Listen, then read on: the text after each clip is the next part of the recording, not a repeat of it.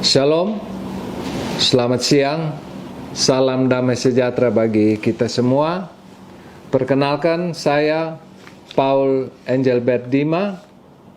Saya sebagai majelis di Jemaat Gereja Masehi Injili di Timor, Agape Kupang, dan juga saya sebagai Ketua Pembina Yayasan Hosana Agape Kupang.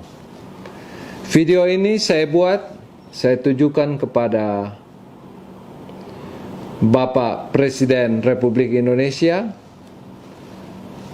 Bapak Kapolri, Bapak Kejaksaan Agung, Bapak Menko Polhukam, Bapak Mendagri, Bapak Pimpinan KPK, dan juga Ketua Ombudsman Republik Indonesia, dan teman-teman pemerhati hukum yang berada di seluruh Indonesia.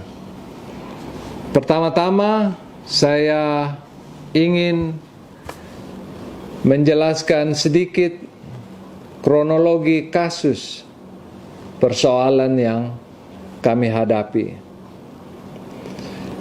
Kami mulai dari kronologi yayasan. Yayasan Hosana Agape adalah milik dari Gereja Masehi Injili di Timor, Agape Kupang. Periode terakhir kepengurusan adalah 2009 sampai 2012 yang diketuai oleh Saudara JM. Kemudian dari 2012 tidak pernah ada yang namanya rapat anggota lengkap untuk memilih pengurus yang baru. Sampai dengan 2022 kami pihak gereja melangsungkan yang namanya persidangan istimewa jemaat yang menghadirkan juga anggota aktif yayasan. Setelah kami mengadakan persidangan jemaat tersebut, kami mengambil beberapa keputusan.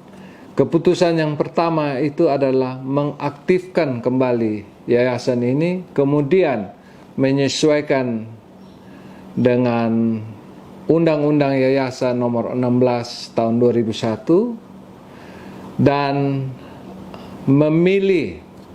mengangkat organ-organ, perangkat-perangkat yang berada di dalam yayasan.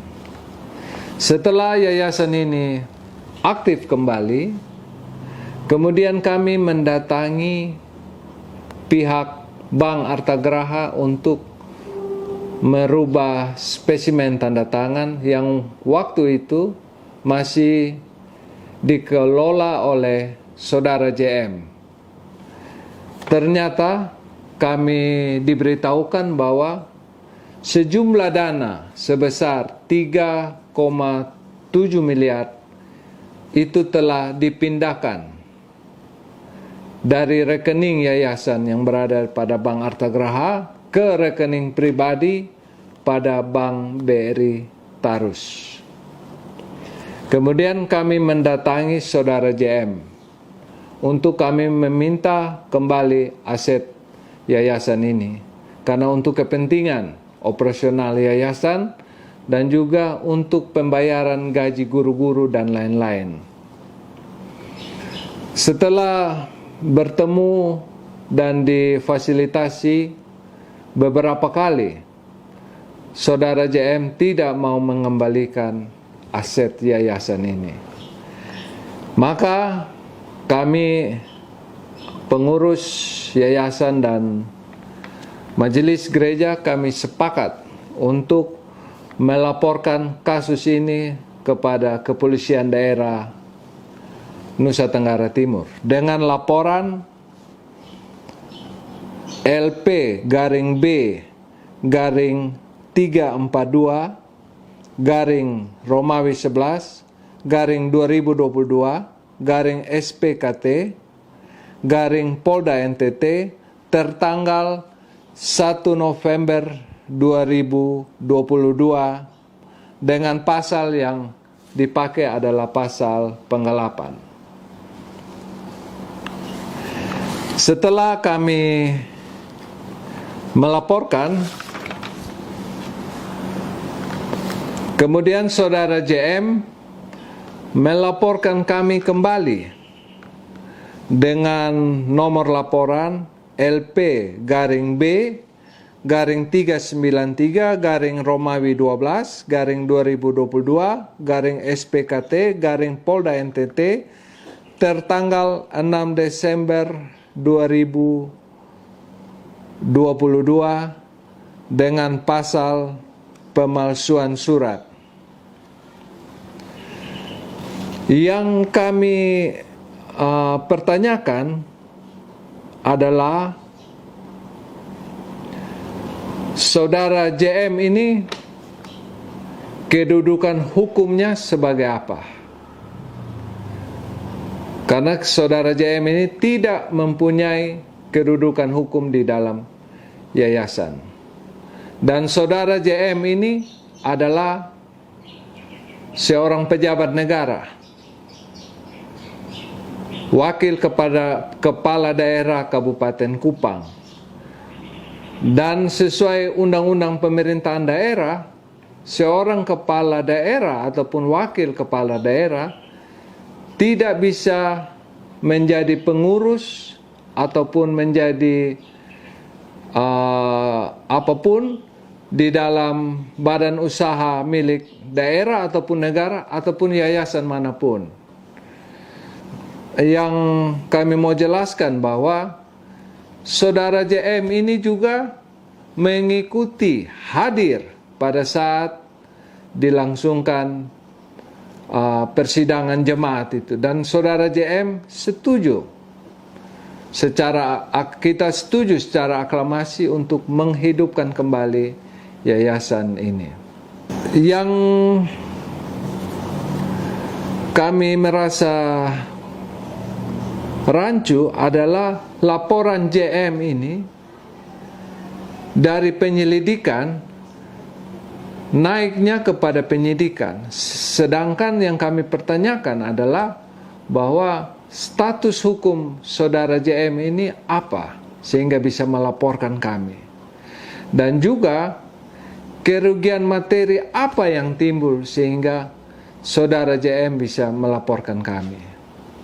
Setahu saya, kalau kerugian imateri adalah dalam ranah perdata, sedangkan dalam kasus ini tidak ada yang dirugikan, apalagi kerugian materi.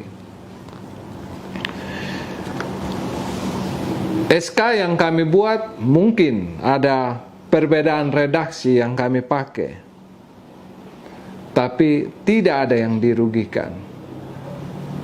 Oleh karena itu, melalui video ini, saya juga memohon kepada pimpinan KPK untuk mengecek. Saya tidak tahu apakah uang sebesar 3,7 miliar itu dilaporkan di dalam LHKPN. Dan tujuan kami membuat video ini adalah kami memohon, karena kami merasa didiskriminasi dan dikriminalisasi oleh penyidik Polda NTT.